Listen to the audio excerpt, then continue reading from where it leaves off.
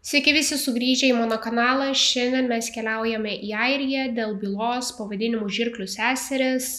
Tai vienas žiauriausių įvykių įvykusių pastaruoju metu Airijoje, taip kad įsitaisykite, nes šiandienos istorija bus įdomi. Taigi, šiandienos byla vyksta 2005 metais, turime kelis veikėjus, apie kuriuos turėčiau papasakoti, juos apžvelgti, kad viskas būtų aiškiau, tačiau pradėsiu dabar nuo Caitlin Mulhall, tai jinai yra šios bylos, sakykime, pagrindinė iniciatorė. Tikslus jos amžius yra nežinomas, tačiau jai buvo apie 50 metų, kada įvyko ši byla, ji buvo ištekėjusi už John Mulhall ir jie turėjo kartu 6 vaikus. Vieni iš tų vaikų tai buvo 2 seserys, apie kurias šiandien mes ir kalbėsime. Taipogi svarbu žinoti, kad Caitlin mėgdavo išgerti, jos vyras Johnas taip pat piktnaudžiaudavo alkoholiu, bet taipogi jisai buvo fiziškai smurtinis, tai yra smurtaudavo prieš Caitlin. Nėra kažkokių įrodymų, kad jisai smurtautų prieš savo vaikus, tačiau prieš Caitlin jisai dėja smurtavo. Tad anyways, kaip bebūtų, tokia aplinka tikrai nėra pati palankiausia augant ir yra tikrai traumuojanti. Taigi, dabar biškai pasikalbėsim apie seseris. Tai viena iš jų buvo vyresnioji Linda Mulhall, ji yra gimusi 1975 metais, tad tuo metu, kada įvyko ši visa byla, jai buvo 30 metų.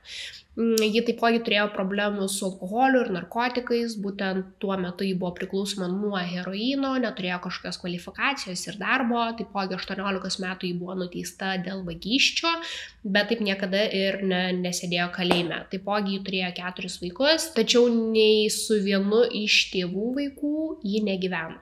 Taigi, jaunesnioji sesė tai buvo Charlotte Mulhall, tuo metu, kada vyko ši byla, ji buvo 21, ji yra 1983 metų gimimo, taipogi buvo priklausoma nuo narkotikų ir alkoholio, buvo teista dėl viešosios tvarkos pažeidimus ir taipogi turto gadinimo ir tuo metu ji dirbo prostitute. Taigi, grįžus prie Caitlin, ji dar vis buvo santuokoje su savo vyru Johnu, tačiau jų santuoka buvo praktiškai žlugusi ir jie gyveno kartu, bet visa šita situacija buvo tokia ganėtinai keblota ir įdomi. Ir 2002 metais jis susipažįsta su Farah Noor ir jisai visai greitai atsikrausto pas ją į namus ir jie pradeda gyventi kartu, nors jos vyras tuo metu, Johnas, dar vis gyveno kartu. Ta prasme, kartu su ją ir jie atsiveda gyventi tą Farah, tačiau jos vyras to ilgai netoleravo ir tiesiog išsikraustė. Taigi, Farah Noor yra gimęs 1965 metais, 31 jisai atsikrausto į Airiją, tai čia buvo 1996 metai ir atsikraustęs jisai visiems tvirtina, jog jis yra iš Somalio ir bėga nuo politinio karo, tačiau tai buvo melas, nes jis buvo iš Kenijos. Taipogi yra labai svarbu pažymėti, kad Farah buvo labai agresyvus, ypač kada vartodavo narkotikus ir buvo Kenijoje užfiksuota, kad jisai turėjo ne vieną išpuolį prieš moteris, kurie 3 iš tų išpuolių buvo išžaginimai, 2 iš jų buvo nepilnametės ir viena iš aukų buvo neįgali ir visos jos pastojo nuo jo, nors kai kurie atvejai buvo pranešti policijai, tačiau jis niekada nesėdėjo kalėjime. Taipogi be išimties jisai buvo žiaurus ir su Caitlin, to ir galima buvo tikėtis, jisai buvo žiaurus prieš ją ir smurtaudavo ne vien seksualiniu pobūdžiu, tačiau ir fiziškai. Buvo toks atvejis, kad Caitlin buvo kažkaip susiskambinus su Farah kažkuria tai buvusią merginą ir jai tiesiog pasakė, kad jinai turi nuo jo bėgti, kitaip jis tiesiog ją nužudys. Taigi, dabar mes keliaujame į 2005 metus, kovo 20 dieną, Airijoje vyko šventė, Švento Patriko diena, bet jį vyko kovo 17, tačiau visa Airija dar vis šventė. Taigi, tą sekmadienio rytą Charlotte ir Linda leidžia laiką kartu, Charlotte bando įkalbėti Lindą toliau švęsti, gerti alkoholį, Linda neatsisako ir tuo pačiu jos sumąsto susitikti su savo motina Caitlin ir jos vaikinu Farah. Aišku, galima spėti, kad jis nebuvo pats linksmiausias ir mėgstamiausias jų kompanionas. Jos sėda į autobusą į Dubliną, klaidžioja po miestą, vartoja alkoholį, kol galų gale susitinka su savo mama Caitlin. Taigi visi 4 susitikę, jie nusprendžia, kad jie nueis iki parduotuvės ir tiesiog pasiims alkoholio, stipriuosius gėrimus, kaip kad degtinę, nes Farah geria tik tai stipriuosius ir jam tiesiog gerti bare yra per brangu. Tad jie nusiperka degtinės, toliau geria, klaidžioja po miestą, kol galų gale pasiekia krantinę. Ten Linda išsitraukia ekstazio tabletę ir pasiūlo Charlottei, Charlotte neatsisako ir Caitlin tai pamačius paprašo irgi vienos. Tai čia mama paprašo pas savo dukras. Farah atsisako ir gerai, nes mes žinome, koks jis gali būti agresyvus vartojant narkotikus. Ypač narkotikus ir alkoholį kartu. Taigi, kada pradeda temti, jie visi nusprendžia, kad jiems tiesiog reikia grįžti namo pas Caitlin ir Farah, jie dar vis yra labai apgirtę, eina ir įvyksta labai keistas incidentas. Farah pamato 5 metų berniuką ir jisai jį tiesiog griebia į glėbį ir pradeda rėkti: Caitlin, tai mano vaikas, tai mano sūnus. Ir Caitlin atsako: ne kvailys, ne tavo sūnus. Aišku, Farah buvo labai stipriai apgirtęs, todėl jis tiesiog galvoja, kad čia yra vienas iš tų vaikų, iš tų išraginimų, tačiau tai nebuvo tiesa ir jisai labai nenorėjo paleisti to berniuko, tačiau po ilgų raginimų jisai paleidžia jį, tačiau konfliktas dar vis nesibaigė ir tęsiasi atvykus netgi namo. Charlotte ir Linda, bandydamos sutvarkyti visą šitą situaciją, pakeltus jam nuotaiką, jungiasi į Paul albumą ir tiesiog pradeda šokti, tačiau Farah dar vis sėdi visas suniūręs, piktas ir tuo metu Caitlin tiesiog sutrina ekstazio tabletę ir ją tiesiog sumaišo jo gėrimą, nors ir žinojo, koks jis gali būti agresyvus po narkotikų ir ypač šito kombo, jį vis tiek tai padaro ir Farah pradeda linksmėti. Bet tada Farah pradeda elgtis nepriimtinai, seksualiai į Lindos pusę, jis ją kviečia atsisėsti ant kelių, kažką įkužda į ausį, bet jinai tiksliai neatsimena ką, tačiau atsimena, kad tai buvo kažkas labai nešvankaus. Charlotte tai pastebi ir sako: nusiramink, paleisk ją. Caitlin taipogi mato visą šitą sąmyšį, tačiau Farah visus tiesiog ignoruoja ir jisai netgi pasako Lindai, kad tu esi nakties padaras kaip ir tavo motina. Turbūt turėdamas omeny, kad jos abi užsiminėjo prostituciją, bent jau čia mano yra spėjimas.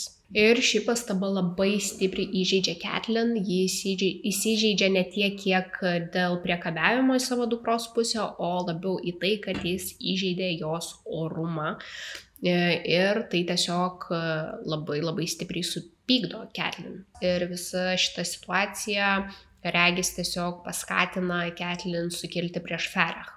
Farah dar vis neatsitraukdamas pradeda kažką rodyti gestais, lyg sau pjautų per gerklę, Linda dar vis kovoja su jo, Charlotte tiesiog atsistoja, nueina į virtuvę ir pasiema Stanley Cutter box tokį peilį, žinot, kur atidarinėt pakuotės. Ir grįžus jį pasako Farah: paleisk ją, tačiau jisai nereaguoja ir tuo metu jam perrėžia tiesiog gerklę. Nors jam buvo perpjauta jo gerklė, jis net nesupranta, kas įvyko, jisai atsitraukia, svyruoja, kraujas galbūt ir netrykšta kaip per filmus, tačiau buvo labai stiprus pažeidimas, nes buvo pažeista svarbiausia arterija. Ir tuo metu Caitlin pradeda joms sakyti: užmuškit jį, užmuškit, kitaip jisai užmuš mane. Ir kadangi jos buvo labai stipriai apsvaigusios tiek nuo narkotikų, tiek nuo alkoholio, joms tai pasirodė kaip įsakymas ir Caitlin paduoda savo dukroms Charlottei peilį, o Lindai plaktuką. Ir tuo metu Linda daužo Farah per galvą su plaktuku, o jo sesė Charlotte jį bado su peiliu daugybę kartų. Per skrodimą yra nustatyta, kad Farah buvo subadytas 27 kartus peiliu ir taipogi patyrė labai sunkius sužalojimus į galvos sritį, kada buvo daužomas plaktuku, ir visa tai vyko, kol Caitlin ramiai sėdėjo ant sofos ir tiesiog stebėjo, kaip jos dukros nužudo jos draugą. Ir po nužudimo Charlotte ir Linda tiesiog supranta, ką tik padarė, ir jos pradeda labai stipriai panikuoti. Tuo metu Caitlin tiesiog šaukia: išmeskit jo kūną, todėl jos nutempė Farah kūną iki vonios kambario ir tada galvoja: okei, kaip man dabar atsikratyti šiuo kūnu, ir jos nusprendžia, kad joms reikės išardyti jį. Ir jeigu jums įdomu, kokie buvo jų įrankiai, tai buvo tiesiog 2 peiliai ir vienas iš jų buvo tiesiog duonos peilis, ne virtuvinis, ne chirurginis, tiesiog dantytas peilis. Ir tada jūs turbūt galvojat, o kągi daro Catelyn, tai ji tiesiog visą laiką sėdi, rūko cigaretės virtuviai, kai tuo tarpu jos dukros 5 valandas tiesiog ardo jo lavoną, bandydamos visai perpjauti per kaulus ir sąnarius daužydamos plaktuku ir panašiai. Taigi kūną pavyko padalinti į 8 dalis, visur pilna buvo kraujo, buvo dvokas, Linda taipogi tvirtino po viso šito, kad kvapas tiesiog buvo siaubingas. Ir čia dar nėra žiauriausia dalis, nes kai viskas baigėsi, jos dar nusprendžia, kad joms reikia nupjauti jo varpą ir jos tai padaro ir Linda pasako, viskas, jis daugiau nieko nebeižagins.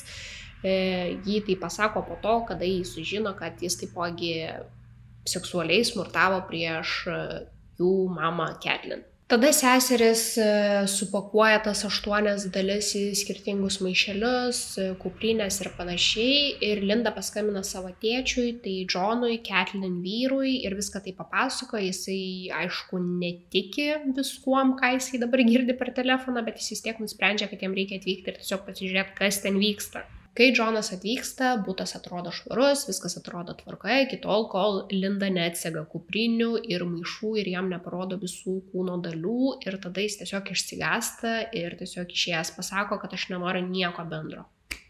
Ankstyvą kovo 21 dienos rytą visos 3 moteris nueina su krepšiais iki kanalo ir tiesiog išmeta juos ir net nepalaukia, kol jie nuplauks ir nuskęs ir jos tiesiog išeina.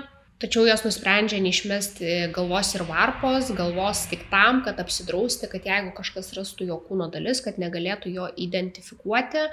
O kodėl jie neišmeta varpos, tai atsakymas yra neaiškus ir varpa iki šiol dar vis nėra rasta. Galvą įdėjusios į kuprinę, jos važiuoja autobusu, netgi nueina į supermarketus, apsiperka maisto. Tada nuėjusios į Sean Walsh Memorial Parką, jos tiesiog nusprendžia, kad tai yra puikia vieta paslėpti jo galvą po suoliuku ir jos tiesiog pradeda kasti duobę, pilių. Taigi dabar pasikalbėsim apie kūno dalių atradimus. Tai jos kelių dienų tarpe tiesiog grįždavo kartais prie to kanalo pasižiūrėti, ar kūno dalis tiesiog neišplaukė. Tačiau po 10 dienų išplaukė viena koja su kojine ir praeivis tai pamatė, bet aišku, jis pagalvoja, kad tai yra manekenas, kaip dažniausiai tokiuose keisuose ir būna, tačiau kažkas atrodė visgi per daug tikroviškai ir jis tiesiog paskambina gardai, tai yra Airijos policijai. Policija atvykus, jie supranta visgi, kad tai yra žmogaus kūno dalis ir jie neria į kanalą paieškoms, surasti visas likusias kitas kūno dalis ir jie randa jas visas apart galvos ir varpos. Dabar čia toks keistas labai momentas, biški toks plot twistas, kai policija ir žiniasklaida filmavo medžiagą, ta prasme, virš to kanalo yra užfiksuota, kaip stovi įvykio vietoje 2 žmonės ir tiesiog stebi tą kanalą ir kasgi tie 2 žmonės, tai taip, Linda ir Charlotte. Jos tiesiog pačios žiūrėjo į nusikaltimo vietą, kai viskas buvo filmuojama iš aukščiau. Iš pradžių tyrėjai galvoja, kad tai buvo kažkoks ritualinis nužudymas, nes trūko varpos ir buvo nesenai panašus įvykęs Londone. Kadangi kūnas dar vis buvo neatpažintas, Garda pasidalina su spauda laikraščio straipsnį rastais rūbais, tikėdamasi, kad kažkas juos atpažins, taip ir įvyksta, nes Farah draugas, skaitydamas laikraštį, pamato tuos marškinėlius, kuriuos dėvėjo paskutinį kartą Farah, kada jis buvo su juo susitikęs. Tai jis tiesiog bando jam dasiskambinti, bet nesėkmingai ir po šito jis tiesiog susisiekė su policija ir sako, kad mano, kad tai tiesiog yra jo draugas. Ir po viso šito policija paima DNR tyrimą iš Farah vaiko ir tai yra patvirtinta, kad taip, tai yra Farah. Kai buvo nustatyta, kad tai buvo Farah Noir kūnas, daug laiko tikrai netruko policijai, kad jie atrastų sąsajas su Catelyn ir jos dukromis, tai Linda ir Charlotte, tačiau visos 3 moteris neigia bet kokį savo involvementą šiame dalyke. Vis dėlto jos visos 3 buvo suimtos kaip įtariamos jos nužudyme, tačiau jie negalėjo jų ilgai laikyti, nes jie neturėjo jokių įrodymų, bent jau tiesioginių ir kažkokio prisipažinimo, nes tiesiog jos viską neigia. Bet Linda palūžta ir po kelių savaičių jį atvyksta atgal iki policijos komisariato ir tiesiog prisipažįsta ir viską papasakoja, kaip kas įvyko, ką jis darė su kūnu. Po šio prisipažinimo policija atlieka kratą namuose, nors butas ir atrodė švarus paviršutiniškai, tačiau jie turėjo specialius įrankius, su kuriais jie galėjo pamatyti Ferrach DNR, kraujo pėdsakus ir panašiai. Tad tai buvo pakankama priežastis, dėl ko jie vėl galėjo suimti Caitlin, Lindą ir Charlotte. Kai garda atvyksta suimti Caitlin antrą kartą, ji yra dingusi, pabėgusi į Angliją, kur ji gyveno 2,5 metų, dažyta šviesiaplaukė, pakeitusi pavardę ir gyveno iš pašalpų. Galų gale 2008 metais ji buvo surasta ir pargabenta atgal į Airiją ir ji buvo nuteista dėl melagingų parodymų, įkalčių slėpimo, įkalčio vietos valymo. Ir verdiktas toksai, kad jai buvo duota tik tai 5 metai, net pats garda pasakė, kad tai yra neįtikėtinai mažas laikas ir aš tikrai pritariu, ji buvo iniciatorė visos šitos situacijos iš esmės ir jai davė tik tai 5 metus. Plius jai buvo pabėgus. Kai visuomenė ir spauda sužinojo apie daugiau detalių, ši byla tapo Airijoje viena populiariausių ir ji įgijo savo pavadinimą kaip kad Scissor Sisters, nors tai yra žirklių seserys, nors byloje nebuvo jokių žirklių, bet manoma, jog jos gavo šį pavadinimą vien dėl to, nes kūnas buvo tiesiog supjaustytas į dalis. Abi prisipažino, kad žudė, tačiau bandė visą šitą situaciją išversti kaip į provokaciją, kad jos buvo tiesiog išprovokuotos ir tai turėtų būti laikoma ne žmogžudyste, o netyčiniu nužudymu, kitaip sakant, manslaughter. Charlotte buvo pripažinta dėl žmogžudystės, tad ji gavo kalėti iki gyvos galvos, o Linda buvo pripažinta kaip provokacinis nužudymas, tai yra manslaughter, ir jai davė 15 metų. Linda ir Caitlin jau yra paleistos į laisvę, Charlotte dar vis atlieka bausmę ir pagal dabartinius duomenis, kiek žinau, ji yra labai agresyvi kalėjime, taipogi labai stipriai nekenčia savo sesers Lindos, nes ji galvoja, kad ji padarė žymiai daugiau negu ji ir gavo mažesnę bausmę. Taipogi, kiek žinau, Linda nebendrauja su savo mama ir visos apskritai jos 3 tarpusavį neturi jokio kontakto ir nebendrauja. Taipogi dar norėčiau paminėti vieną auką šiandienos keise, tai yra Jonas, jų tėvas, Caitlin vyras, nes 2005 metais gruodį po to, kai Linda prisipažino apie šį nužudymą, deja Jonas atėmė savo gyvybę ir buvo rastas parke. Tai jis tiesiog turbūt negalėjo susitaikyti su šią mintim, kad jo dukros atliko tokį žiaurų nusikaltimą. O ar tai buvo suplanuota, tai lieka neaišku, nes kai kurie mano, kad tai tiesiog buvo išprovokuotas išpuolis, ilgų metų smurto ir tiesiog tą vakarą buvo paskutinis taškas, tai seksualinis priekabiavimas. Tačiau yra ženklų, kurie rodo, kad tai galėjo būti suplanuota iš anksčiau. Kodėl plaktukas tai buvo lengvai pasiekiamas, kodėl Caitlin taip ramiai reagavo į visą situaciją, kodėl jos rankos liko švarios ir visą tai atliko jos dukros. Ir dar čia toks keistas faktas, kad Linda netgi sukalbėjo kažkokią tai maldą prieš trenkiant plaktuku Ferrach į galvą, sakydama, kad jis to nenusipelnė ir vietoj jo turėtų būti Caitlin, jų mama. Ką tai galėtų reikšti, tai tiesiog, kad jį galbūt jautėsi išnaudota savo mamos ir makes sense, kodėl mama išprovokavo savo dukras tai padaryti. Aišku, aš nepateisinu tokios situacijos, jos turėjo savo galvą ant pečių, bet jos buvo apsvaigusios tiek nuo narkotikų, tiek nuo alkoholio ir aš manau, kad tas pastumėjimas iš mamos pusės tikrai situacijos nepagerino. Taigi, tai viena garsiausių ir žiauriausių nusikaltimų bylų Airijoje tiek dėl savo brutalumo ir šeimos dinamikos ir viešumo. Ir labai ačiū, kad šiandien buvote su manimi ir susitiksime kitame video. Ate!